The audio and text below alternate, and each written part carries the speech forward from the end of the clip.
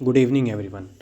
जैसा कि मैंने कल कहा था कि जो कंपाइलेशन होगा, वीकली कंपाइलेशन होगा करंट अफेयर का, उसको हम पढ़ेंगे और एक तरह से मोर और लेस ये एक तरह से रिवीजन ही होगा। जैसा कि हम डेली न्यूज़पेपर में एनालिसिस करते हैं, पढ़ते हैं, उसमें छोटी छोटी खबरों को भी हम पढ़ लेते हैं जो भी एग्ज़ाम पॉइंट ऑफ व्यू से इंपॉर्टेंट होते हैं, वो चाहे प्री के लिए हो, राइट, प्री के लिए हो, जो फैक्चुअल इन्फॉर्मेशन हो, एनडीए के लिए हो, कोई प्रिपरेशन कर रहा हो, सीडीएस के लिए हो, एफकेट के लिए हो और सीएपीएफ के लिए हो, ठीक है। और ये जो सीरीज़ है वीकली वाली, ये सभी को हेल्प करेगी, इनफैक्ट एसएससी को बहुत ज़्यादा हेल्प करेगी करंट अफेयर में, ठीक है। तो मेरा नाम है लोकेश और आज की वीडियो को ऐसे शुरू करते हैं जो वीक पे बेस्ड है और 1 तारीख से लेकर 7 तारीख तक की जो भी न्यूज़ है उनको हम देखेंगे क्वेश्चन आंसर के फॉर्म में, ठीक है। तो पहली खबर है, पहली जो क्वेश्चन है वो है कि किस कंट्री से हम बाई कर रहे हैं बाजरा, ठीक है। एक आर्टिलरी है, एक गन है, ठीक है। तो पहले हमने बाई कर ली थी 100 परचेज कर लिए थे, लेकिन फिर अब 100 खरीदने जा रहे हैं। तो हम किस कंट्री से कर रहे हैं? वो है साउथ कोरिया से, ठीक है। तो इससे हम कॉन्ट्रैक्ट साइन कर चुके हैं और ये हमें जल्दी टेक्नोलॉजी ट्रांसफ़र के ज़रिए क्या करेगी? टेक्नोलॉजी ट्रांसफ़र के ज़रिए ये हमें प्रोवाइड कराएगी। टेक्नोलॉजी ट्रांसफ़र में जैसा कि मैंने बताया था कि इसमें टेक्नोलॉजी के साथ साथ टेक्नोलॉजी भी प्रोवाइड कराते हैं और ये वेपन भी प्रोवाइड करा देते हैं ताकि इंडिया में वो मैन्युफैक्चर इन द फ्यूचर हो सके, ठीक है। खैर, चलते हैं अगली खबर पे।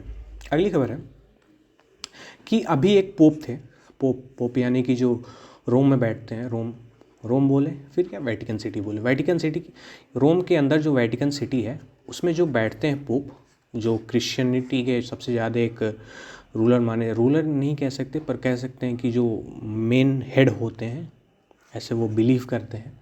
वो अभी उनकी डेथ हुई है। तो वो कौन से थे? वो पहले ऐसे पोप थे जिन्होंने रिज़ाइन किया था 6 सालों के अंदर, तो उनका नाम था पोप बेनेडिक्ट 16 और इनकी अभी डेथ हुई 95 की एज में।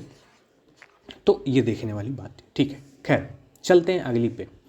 अगला खबर है, अगली कह सकते हैं अगला क्वेश्चन है कि हु वाज जानकी बल्लभ। जानकी बल्लभ कौन थे?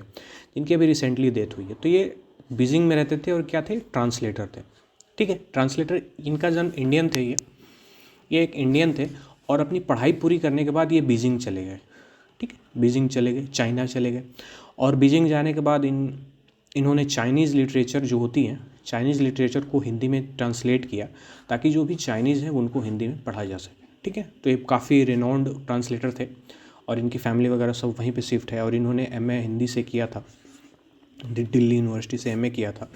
तो खैर, अगली खबर पे चलते हैं। अगली है कि कौन सा ऐसा कंट्री है जो अभी पूरी तरीके से क्या हो गया? ईयू का मेंबर हो गया। ईयू यानी यूरोपियन यूनियन, ठीक है, यूरोपियन यूनियन, ठीक।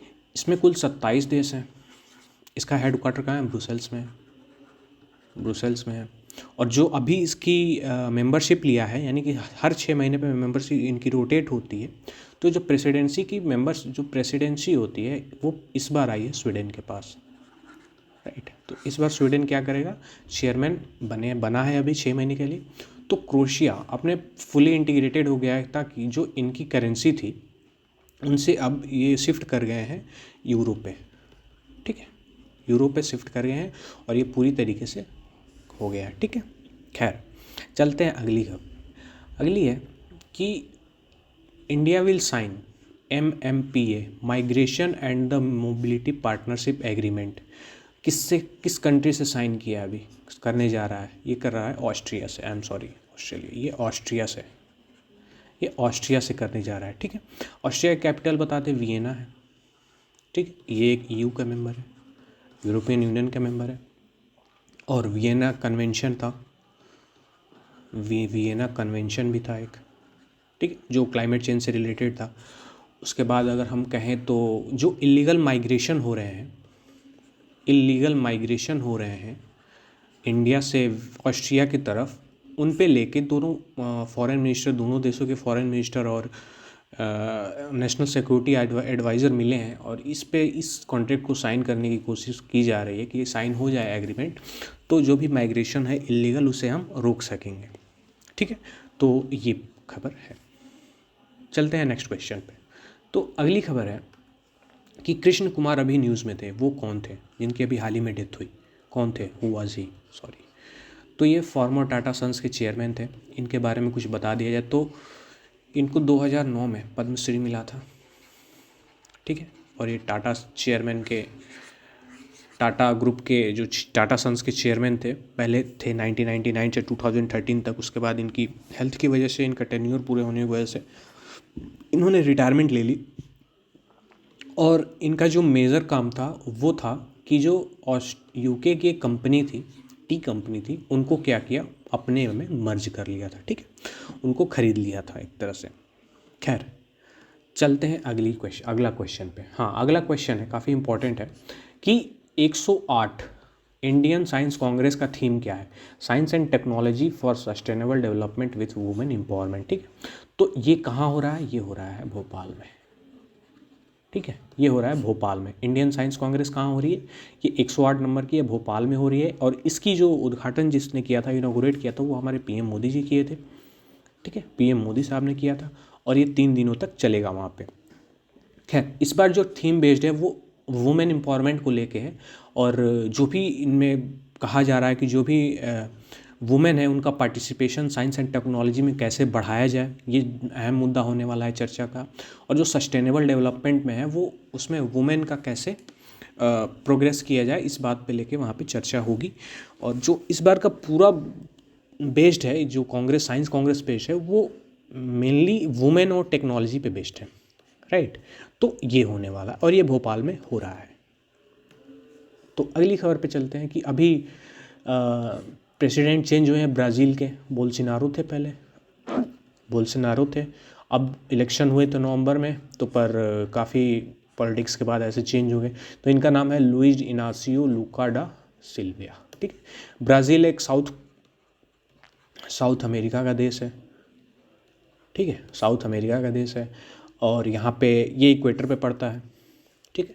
खैर, तो ये थी। अगली क्वेश्चन पे चलते हैं कि फ़िलहाल में अभी में एक सियोम ब्रिज हमारे डिफेंस मिनिस्टर ने लॉन्च किया है। डिफेंस मिनिस्टर ने एक सियोम ब्रिज बनाया था, उनका उद्घाटन किया है।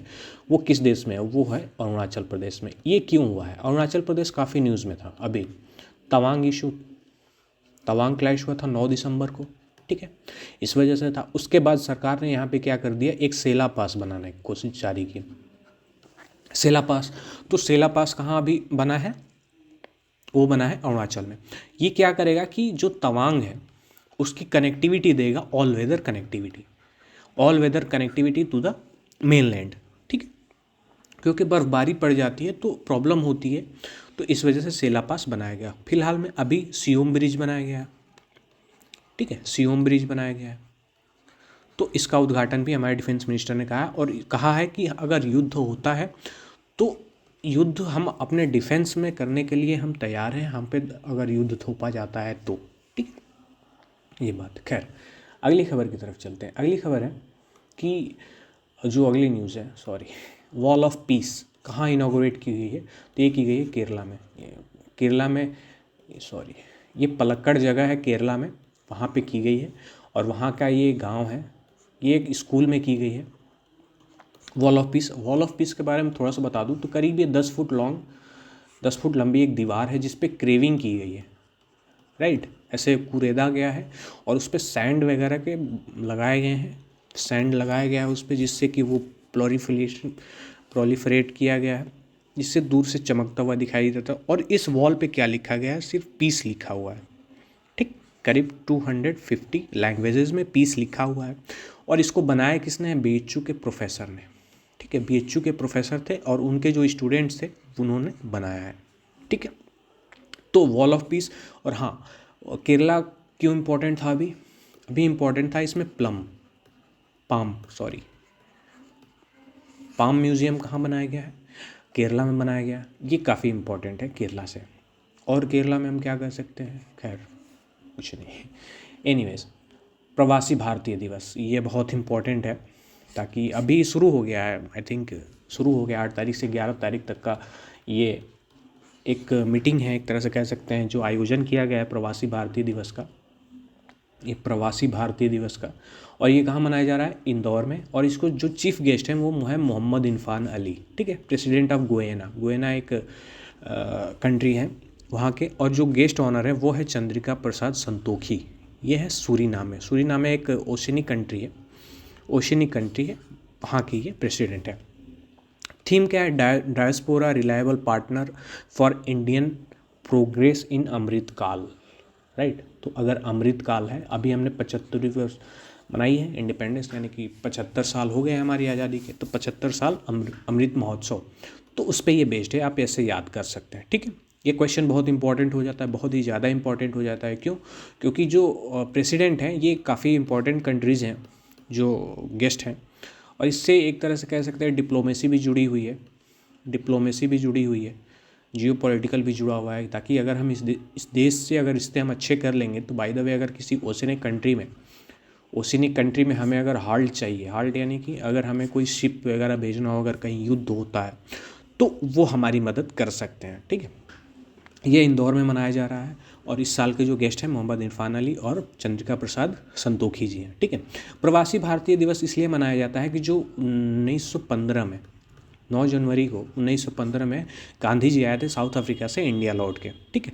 तो उनको माना जाता है कि ये सबसे बड़े क्या हैं, NRI हैं, सबसे बड़े NRI हैं, ठीक है, नॉन रेजिडेंस इंडियन है, बिगेस्ट माना जाता है ऐसे। तो उनके याद में या फिर उनके आने के उसमें जो भी हमारे इंडियंस हैं उनको, जो भी इंडियंस हैं फॉरेन में, उनको हम क्या कहते हैं, एक तरह से रिस्पेक्ट देते हैं जो इंडियन ओरिजिन के हैं।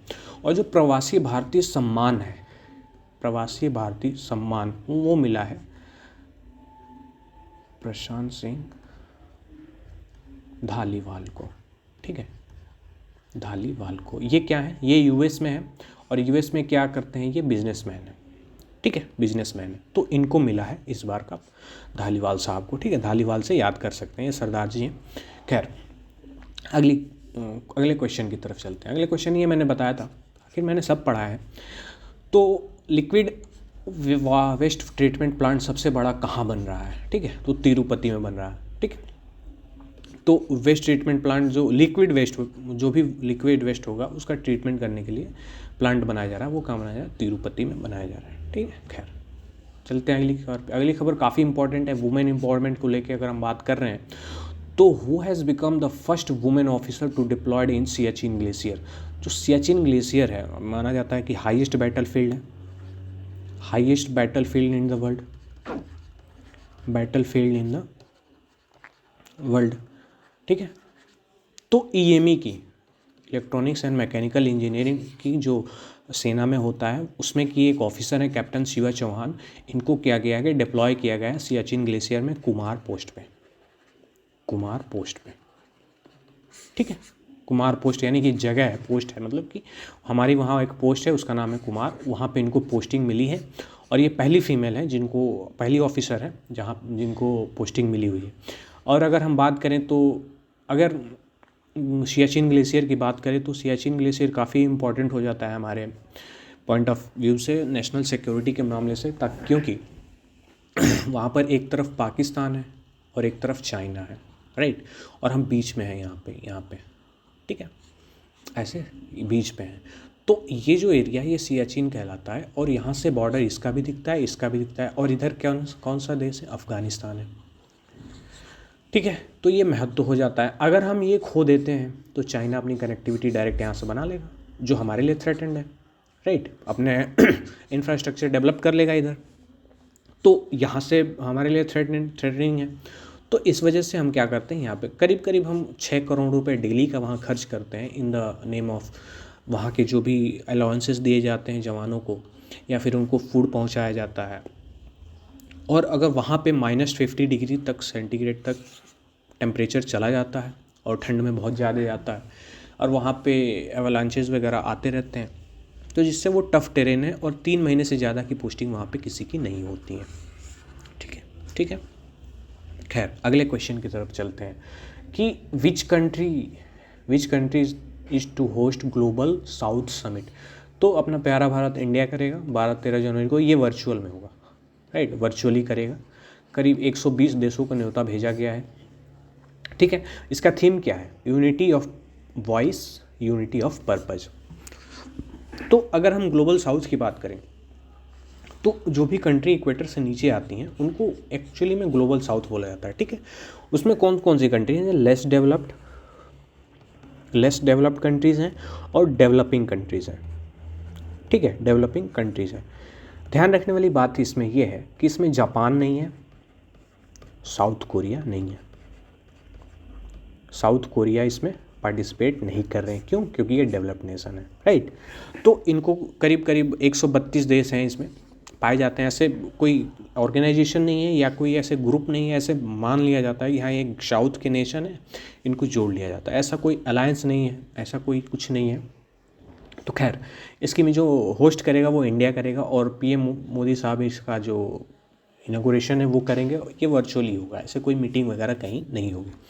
खैर, चलते हैं अगले क्वेश्चन पे। अगले क्वेश्चन है कि कल की खबर में मैंने बताया था कि कुकी चिन जो अभी रेफ्यूजी आ रहे थे मिज़ोरम में, तो उसको क्या किया गया कि बीएसएफ के जवानों ने क्या किया कि उसको रोक के रखा है और किसी को वापस भेज दिया। तो ये कहाँ के हैं? ये बांग्लादेश के, ये चित्तागोंग हिल्स में पाए जाते हैं, ठीक है।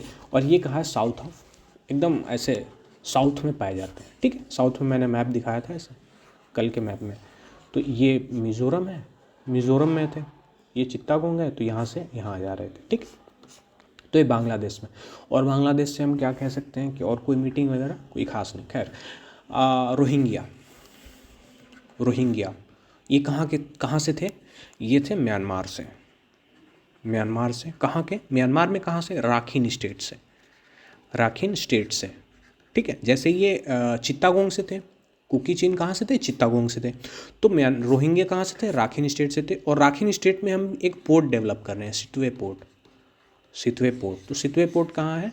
म्यांमार में। तो ये एक तरह से कनेक्शन हम बना सकते हैं, जो भी रेफ्यूजी कैंप वगैरह लगाए जाते हैं वहाँ से हम कनेक्शन बना सकते हैं।